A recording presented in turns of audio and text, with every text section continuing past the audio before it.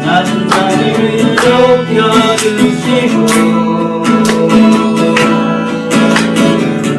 아름다운 하늘나라 허락하시고 내 몸을 예비하시네 찬양하네 기쁨 감사하네 평안을 안구하네 하나님 알고 하셨네 나의 가장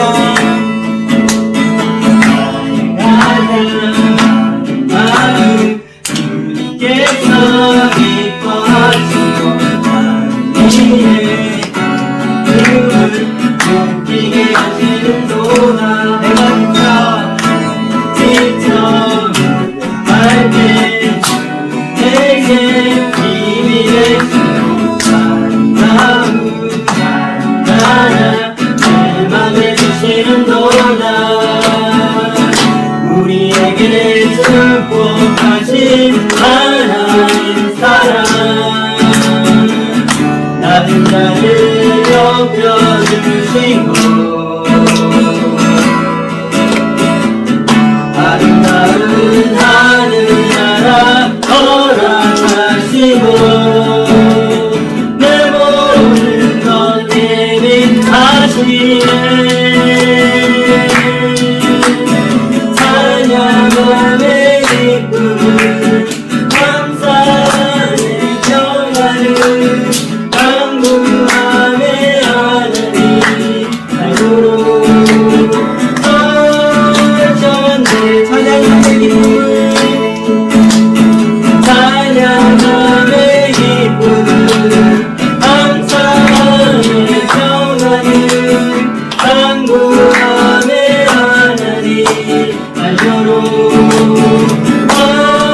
하셨네 마지막 한 번만 찬양하네 기쁨을 찬양하네 기쁨을 감사하네 평안을 간구하네 하나님 알고로 하셨네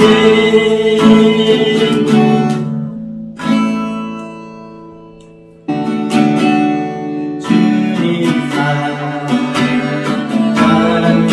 사랑하네요 온 마음과 정성 다해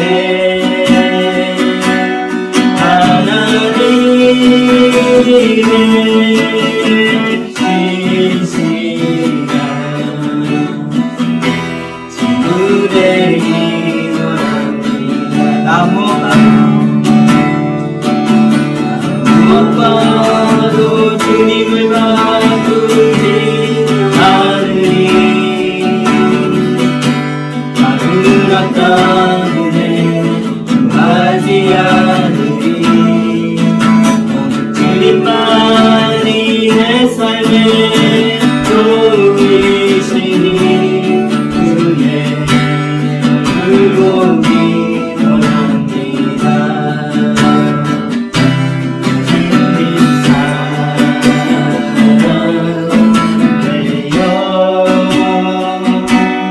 온 마음과 정성 다해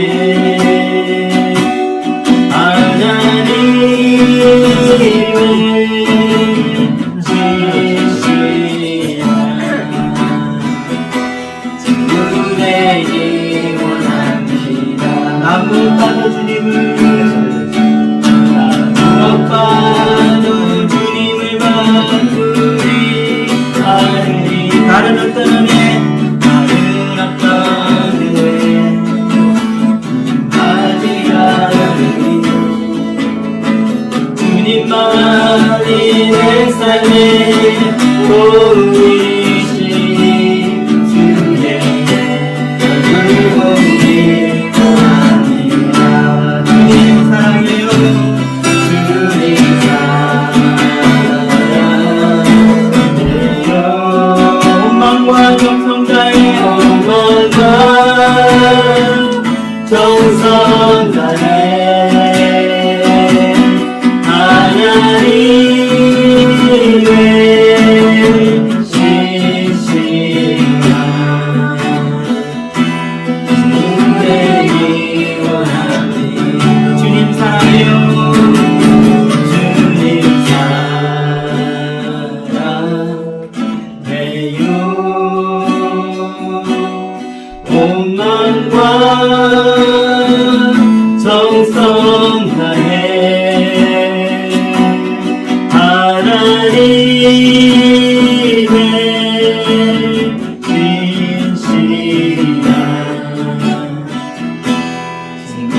되기 원합니다.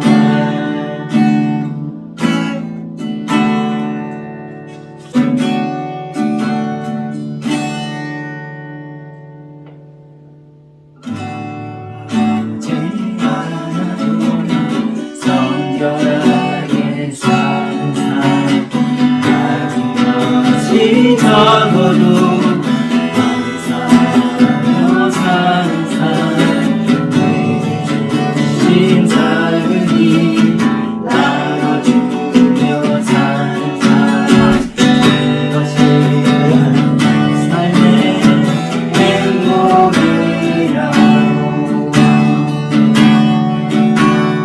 하지 않아도 정결하게 사는 삶, 가진 것이 적어도 감사하며 사는, 내게 주신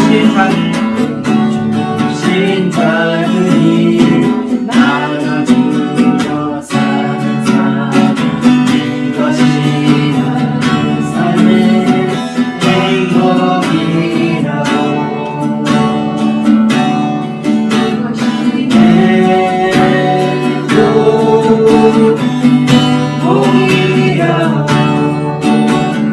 세상은 알 수 없는 하나님 선물, 그것이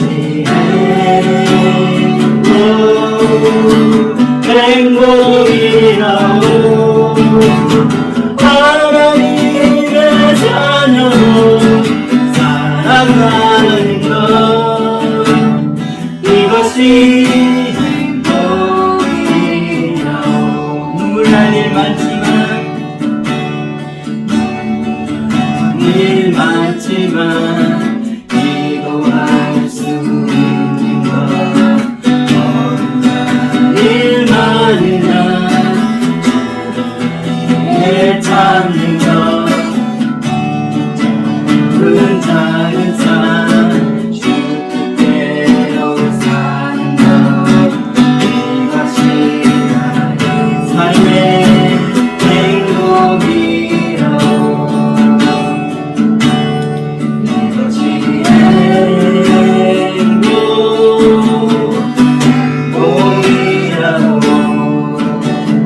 세상은 알 수 없는 하나님 선물, 이것이 행복이라고. 하나님의 자녀로 살아가는 것, 이것이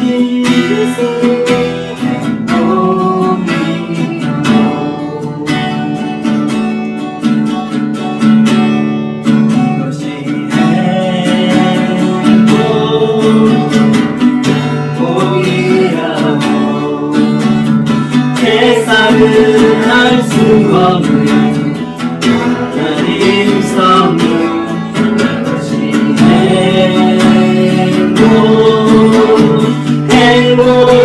행복이라오. 하나님의 자녀로 살아가는 것, 이것이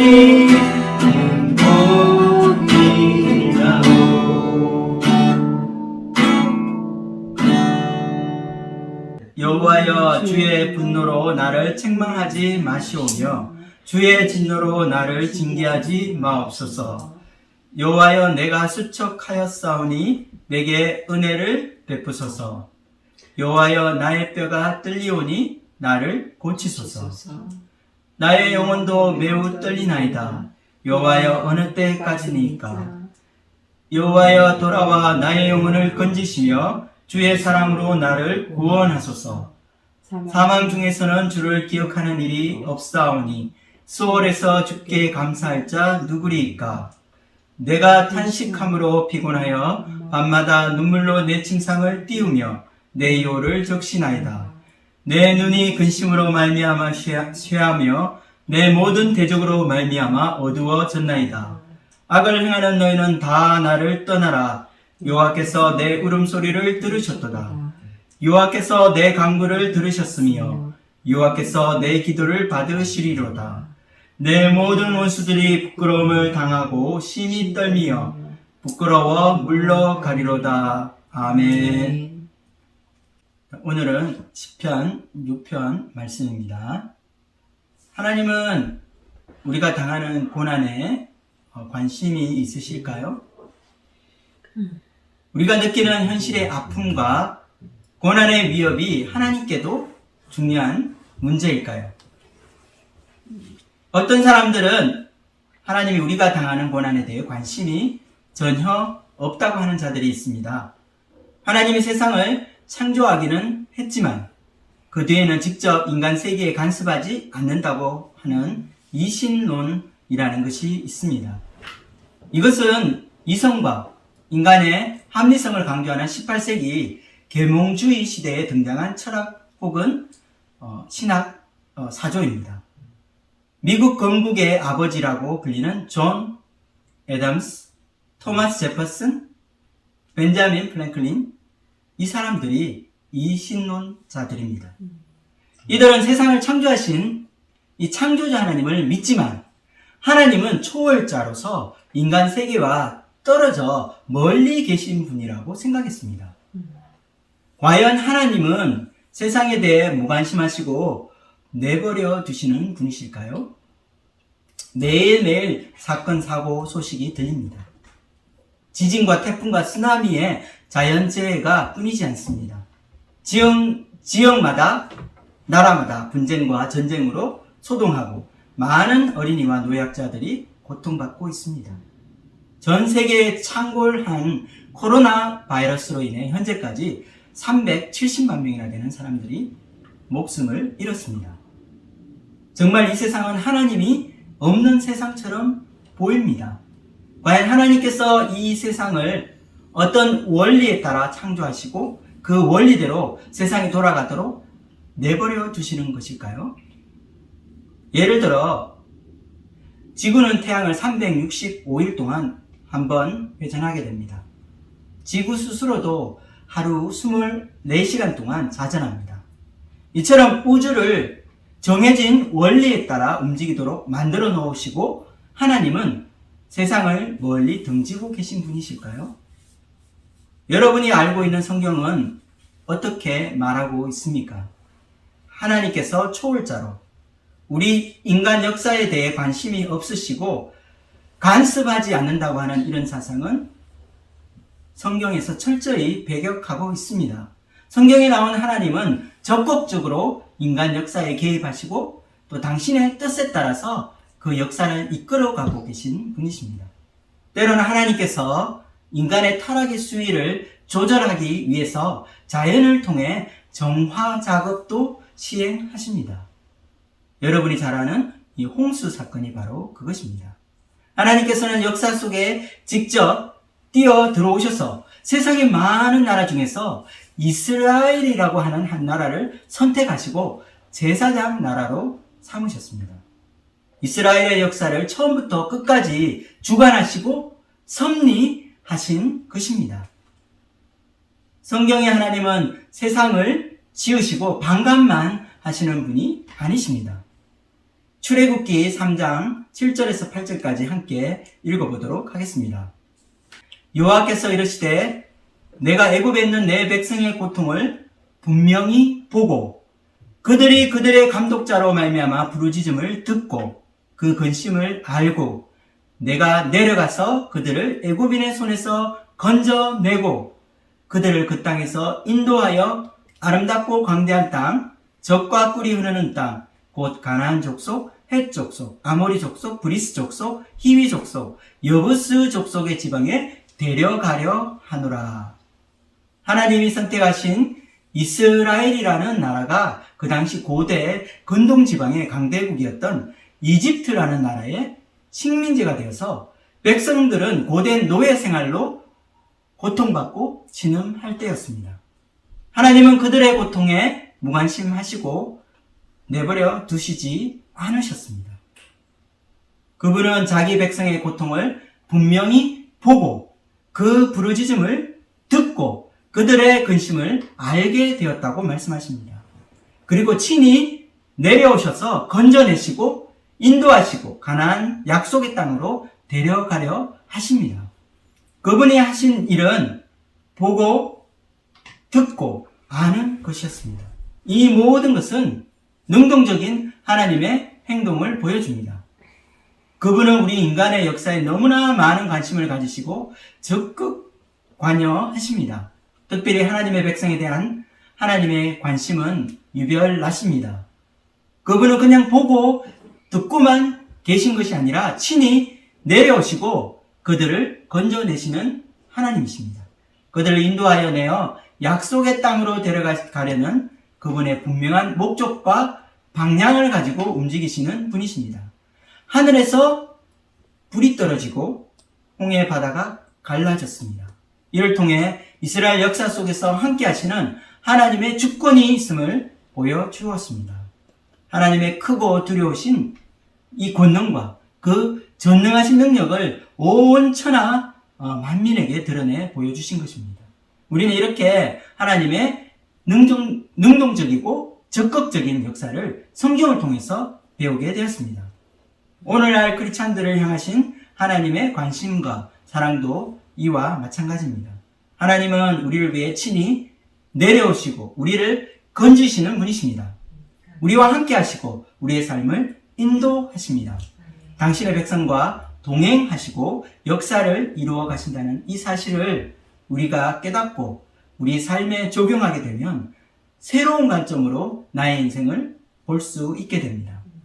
때로는 침묵하신 것 같은 이 고난의 순간을 우리가 어떻게 견딜 수 있는지 그 비밀을 발견할 수 있게 되는 것입니다. 고난은 우리의 삶을 피폐하게 만들고 우리를 굴복시킵니다. 우리를 비참하게 만들고 우리의 생각과 마음을 위축시키고 두렵게 만듭니다. 우리를 삼키려고 달려오는 이 고난과 당당하게 맞서 싸울 수 있는 것은 하나님이 우리의 고통에 공감하시고 우리를 적극적으로 도우시리라 하는 우리의 믿음 때문입니다. 현실은 하나님이 멀리 계시고 마치 주무시는 것처럼 보이지만 지금 나의 형편과 처지를 너무나 잘 아시고 여전히 보호하고 계심을 믿음의 눈으로 보아야 합니다. 내가 힘들고 지쳐 울부짖는 그 신음소리와 이 나의 눈물을 하나님은 아십니다. 하나님께서 부르짖는 그 기도 소리를 들으시고 우리를 긍휼히 여기신다는 것입니다. 이제 고난의 때에 우리가 해야 할 일은 믿음으로 기다리는 것입니다. 당장은 아닐지라도 하나님의 때가 되면 반드시 우리를 위해 일어나실 것입니다. 이것을 안다면 우리는 믿음으로 기다리며 나의 최선을 다할 수 있는 것입니다. 우리를 인도하시고 건지시며 우리를 위해 일하시는 그분을 확신할 수 있다면 우리는 더 이상 초조해지거나 불안해할 필요가 없는 것입니다. 우리에게 필요한 것은 하나님께 대한 신뢰와 믿음으로 인내하는 것 뿐입니다. 하나님께서 우리 삶 가운데 개입하시고 인도하신다는 이 변치 않는 믿음이 내 마음에 견고하게 세워질 때 우리를 짓누르고 있는 이 고난에 대한 우리의 관점도 달라지게 될 것입니다. 고난은 우리에게 고통스러운 것입니다. 그러나 하나님의 섭리 안에서의 고난은 또 다른 의미를 우리에게 줄 수 있습니다. 고난은 우리의 삶의 깊이를 만들어 줍니다. 고난을 제대로 겪어보지 않은 사람 중에 하나님을 깊이 체험한 사람을 본 적이 있으십니까? 이처럼 고난은 우리에게 신앙의 깊이를 가져다 줍니다. 만약 내 삶에 고난이 없고 남들이 생각하는 그런 형통하고 평화로운 삶만 계속된다면 과연 내가 하나님을 전심으로 내 마음으로 찾을 수 있을까요? 하나님을 만나고자 하는 그 열정과 소원이 내 마음에 가득할 수 있느냐 하는 질문입니다. 그 대답은 내가 더 잘 알 것입니다. 우리의 삶이 평탄하고 고난이 없다면 그것은 정말 좋은 것입니다. 그러나 우리가 아는 것은 언제나 우리 삶에는 고난이 찾아오게 되고 우리는 그 고난과 언젠가는 맞서야 한다는 것입니다. 우리가 사는 이 세상은 하나님이 처음 창조하신 그 아름답고 완벽한 세상이 아니기 때문입니다. 우리 인간의 타락으로 세상은 변질되었고 모순투성이며 부조리하고 혼돈과 무질서가 가득한 곳이 되었기 때문입니다. 에덴 동산에서의 타락 이후 그리스도의 재림이 이루어지는 그날까지 우리는 불완전한 세상 속에서 고난을 겪게 될 것입니다. 만약 고난이 피할 수 없는 것이라면 이제 우리의 할 일은 고난에 대한 나의 태도를 바꾸는 것입니다. 고난은 오히려 나의 신앙을 성숙시키는 자양분 역할을 한다는 사실을 인정하는 것입니다. 우리가 고난을 피할 수 없고 고난과 함께 계속 살아가야 한다면 하나님의 뜻을 이루기 위한 거룩한 수단이 되어야 한다는 것입니다. 하나님을 더 깊이 만나고 나의 신앙을 더 성숙하게 할 수 있는 통로가 되어야 한다는 것입니다.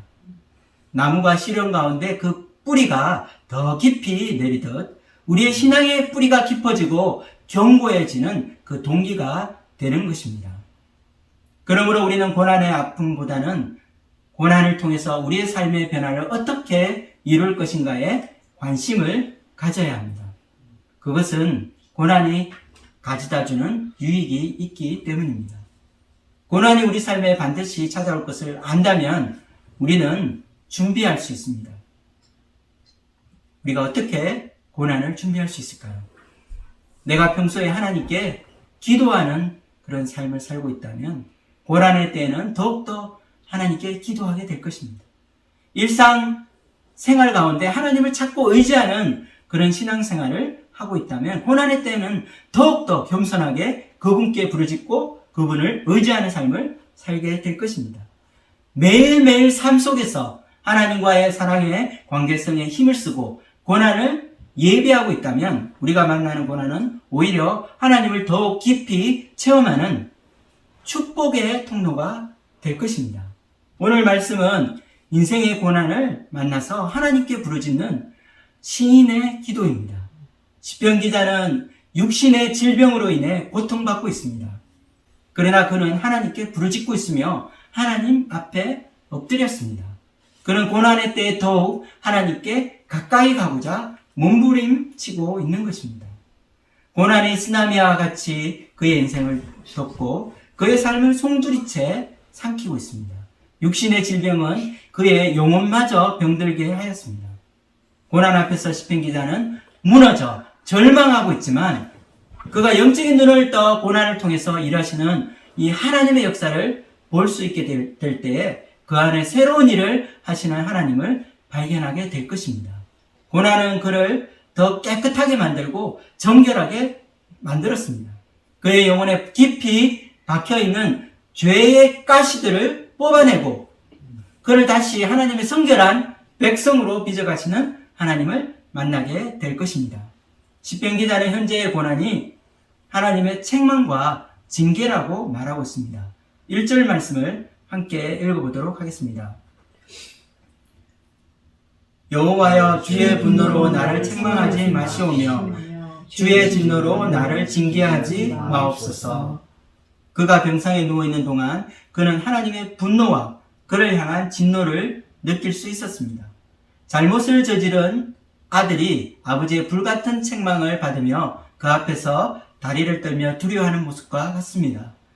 그는 하나님께 뭔가를 잘못해서 매를 맞으며 하나님에게서 나온 분노와 진노의 불길에 화상을 입어 고통스러워하는 자와 같이 되어 있습니다.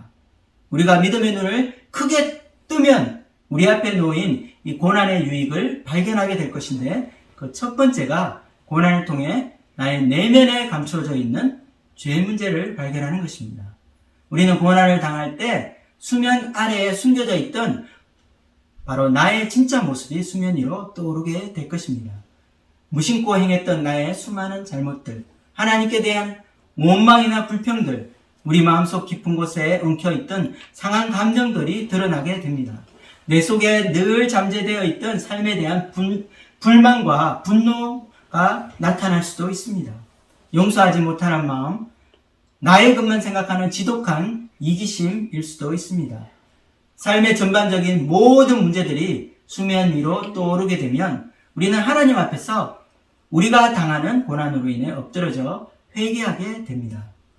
고난이 우리의 목줄을 쪼여오고 우리의 심장을 털어막고 있을 때 우리 안에서 감추어져 있던 오래된 죄성이 드러나게 됩니다. 우리에게는 반복되는 죄의 습관이 있습니다.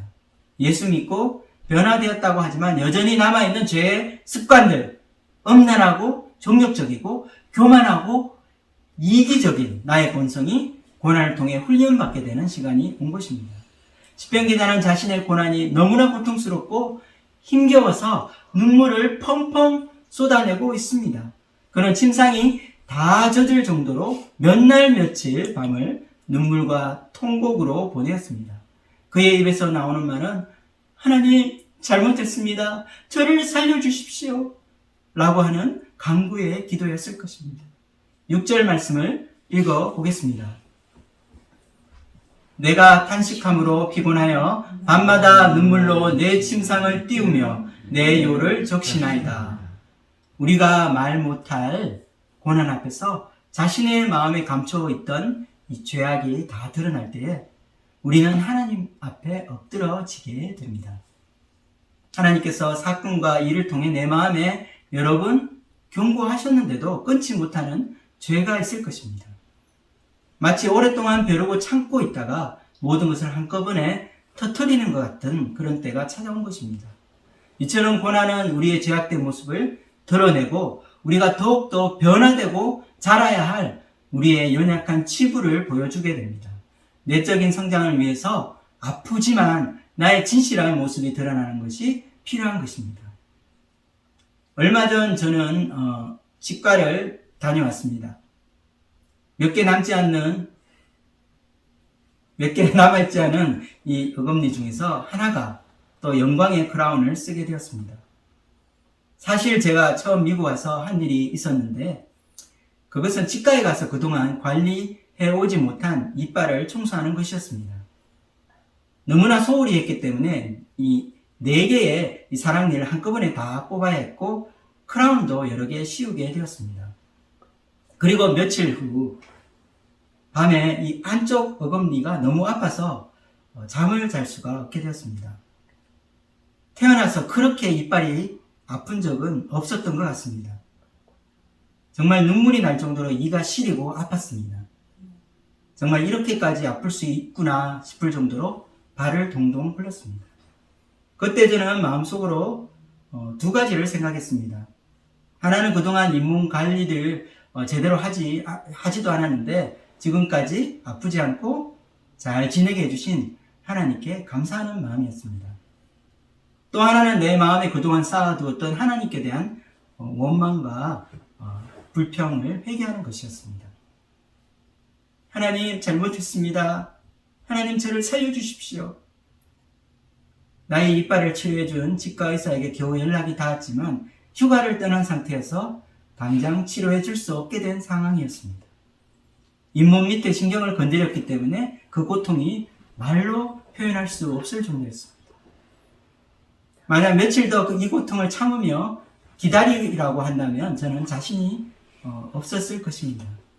그러나 하나님께서 나의 부르짖는 소리를 들으셨습니다. 그 치과 의사가 계획된 자신의 모든 휴가를 취소하고 치료 날짜를 잡아준 것이었습니다. 사실 이 치과 의사가 이렇게까지 하지 않더라도 우리가 할 말은 없는 것입니다. 하나님께서 나를 위해 이 의사의 마음을 바꿔주신 것이 너무나 감사하였습니다. 이처럼 우리에게 찾아오는 고통은 우리로 하여금 겸손하게 만들어주고 또 자신을 돌아보게 합니다. 하나님 앞에 자신을 진솔하게 드러내놓고 회개하는 그런 계기를 만들어주게 됩니다. 고난이 너무 커서 마치 하나님께서 자신에게 화가 나신 것처럼 자신의 인생에 분노를 쏟아 놓으시는 것처럼 느껴질 때가 있을 것입니다. 시편 기자의 몸은 수척해지고 뼈가 떨리며 영혼마저 떨리고 흔들린다고 말하고 있습니다. 2절에서 3절 말씀을 함께 읽겠습니다. 여호와여 내가 수척하였사오니 내게 은혜를 베푸소서. 여호와여 나의 뼈가 떨리오니 나를 고치소서. 나의 영혼도 매우 떨리나이다. 여호와여 어느 때까지니까. 시편 기자는 하나님께 무너져 하염없이 눈물을 흘립니다. 그리고 이 눈물은 하나님 앞에 흘리는 회개의 눈물입니다. 너무 많이 울어서 요를 다 적시고 침대가 다 젖었다고 말하고 있습니다. 너무나 많이 울어 눈까지도 어두워져 버렸다고 시편 기자는 말하고 있습니다. 여기서 울어서 담요를 적셨다고 할 때에 영어 번역으로는 flood라는 말, 즉 우리말로는 홍수라는 표현을 썼습니다. 눈물이 얼마나 많이 흘렀는지 홍수와 같이 쏟아졌다는 말입니다. 이것은 시편 기자가 하나님 앞에서 얼마나 철저히 자신의 죄악을 회개하고 눈물을 흘리며 통곡했는지를 우리에게 보여주는 말씀입니다. 시편 기자의 눈물은 자신의 죄악으로 인해 하나님 앞에 애통해하고 자신의 죄악을 철저히 회개하는 그 눈물이었습니다. 시편 기자가 고통받는 문제는 그가 가진 구체적인 육신의 질병 때문이었습니다. 그러나 하나님께 자신을 고쳐달라고 간구하고 있습니다. 병이 나서 온몸이 아프고 고통스러운 것이 마치 인생 채찍과 막대기로 때리셔서 하나님에게 맞으며 하나님께 훈련받는 것처럼 느끼고 있었습니다. 그러나 하나님께 은혜를 베풀어 주시도록 기도하고 있습니다. 자비하신 아버지의 인자하심에 호소하고 있는 것입니다. 주여 내게 은혜를 베푸소서. Be gracious to me. 자비하신 주님의 손길로 나를 대하여 주십시오. 라고 그는 기도하고 있습니다. 하나님에게 맞아서 정말 하나님께서 화가 나셔서 징계하고 계신 것 같고 내가 심하게 야단맞고 있는 것 같은 느낌이 들 때가 있습니다. 이것은 앞뒤가 막혀 우리가 갈 길이 보이지 않고 깊은 고난에 빠져 있을 때 누구나 느낄 수 있는 감정입니다. 그러나 우리가 이러한 감정을 솔직하게 하나님 앞에 쏟아놓을 때 오히려 우리의 마음이 풀리게 됩니다. 그리고 우리 속에 엉켜있는 이 감정들이 정리될 때가 있습니다. 시편 기자는 자신에게로 돌아와 달라고 하나님께 호소하고 있습니다. 하나님의 자비하신 그 손길을 간구하고 있는 것입니다. 그는 변함없는 하나님의 사랑으로 자기를 구원해 달라고 하나님께 기도하고 있습니다. 4절 말씀을 함께 읽겠습니다. 여호와여 돌아와 나의 영혼을 건지시며 주의 사랑으로 나를 구원하소서. 주의 사랑으로 나를 구원하소서. 시편 기자가 언급한 이 사랑은 헤세드의 사랑입니다.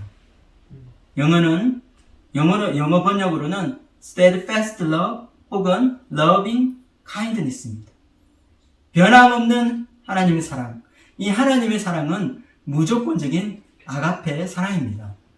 결코 포기하지 않는 사랑. 긍휼과 자비로 가득한 영원한 사랑입니다. 이 사랑은 하나님의 백성과 언약을 맺고 맹세한 사랑이기 때문에 결코 바뀔 수 없습니다. 우리의 신앙이 바닥을 드러낼 때 그래도 여전히 남아있는 것은 바로 하나님과의 이 언약적 관계 안에서 우리를 붙들고 계신 그분의 사랑이십니다. 고난이 우리를 찾아올 때에 고난이 우리에게 주는 두 번째 유익은 이 고난의 시간이 하나님을 가까이 만나는 시간이라는 사실입니다. 하나님의 사랑의 그 깊이를 체험하게 되는 것입니다. 주님의 사랑으로 나를 구원하소서. 결국 우리가 구원받고 회복되는 것도 바로 주님의 이 헤세드 사랑 때문입니다. 자격 없는 우리를 언약 안에서 하나로 묶어주는 포용하는 사랑입니다. 사망의 음침한 골짜기에서 죽음의 그림자를 보고 있을 때 우리는 하나님 앞에서 본능적으로 이 헤세드의 사랑에 호소를 하게 됩니다. 마치 어린아이가 위기 속에서 엄마를 찾듯이 하나님은 우리의 보호자이시기 때문입니다.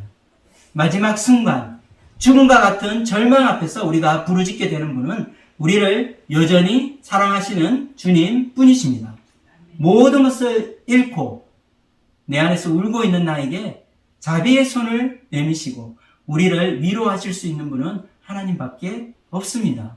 이 위로는 세상에서 얻을 수 없는 하나님의 위로입니다. 로마서 5장 5절 말씀을 함께 읽어보도록 하겠습니다. 소망이 우리를 부끄럽게 하지 아니함은 우리에게 주신 성령으로 말미암아 하나님의 사랑이 우리 마음에 부은 바 됨이니. 이 위로 속에 담겨있는 메시지는 하나님이 우리를 사랑하신다는 것입니다. 고난의 때에 우리 마음에 부어주시는 이 사랑으로 말미암아 우리는 하나님의 크신 사랑을 깨닫고 진정한 위로를 받게 됩니다. 고난의 때에 우리의 진정한 위로는 하나님의 사랑밖에 없습니다. 하나님의 헷세대의 사랑이 우리의 신앙과 하나님과의 관계성에서 가장 깊은 뿌리가 되는 것입니다. 우리의 신앙이 하나님의 영원하고 변함없는 이 사랑 안에 뿌리를 내릴 때 우리는 어떤 환경과 상황 속에서도 흔들리지 않는 견고한 믿음의 사람이 되는 것입니다. 우리가 신앙생활을 하다가 이 하나님의 영원하며 변함없는 사랑을 잃어버렸다면 고난이라는 이 통로를 통해서라도 다시 회복되기를 원합니다. 하나님의 이 영원하신 사랑을 회복하고 그 사랑 안에서 나의 삶의 의미와 소망을 발견하는 저와 여러분이 되기를 주님의 이름으로 축원드립니다. 아멘. 오늘 말씀을 정리하겠습니다. 고난이 우리를 갑자기 찾아오고 마치 끝이 보이지 않는 터널 속으로 들어가는 것과 같은 우리 인생의 어두운 시기가 있습니다. 이 고난이 언제 끝날지 알 수 없는 절망의 순간을 보낼 때가 있는 것입니다. 새벽을 기다리지만 나에게는 밝은 내일은 오지 않을 것 같은 두려움이 엄습해 올 때가 있습니다. 그러나 골방에서 홀로 드리는 눈물의 기도를 들으시는 분이 계십니다. 우리의 흐느낌과 신음소리마저도 듣고 계시고 우리 마음속 깊은 곳에 탄식의 소리를 알고 계시는 분이 계십니다. 하나님의 때가 되면 하나님이 반드시 우리를 찾아오시고 우리를 건지시고 우리를 인도해 주실 것을 믿습니다. 아멘. 하나님의 은혜는 가장 어둡고 힘든 시기에 가장 강력하고 찬란하게 빛나게 될 것입니다.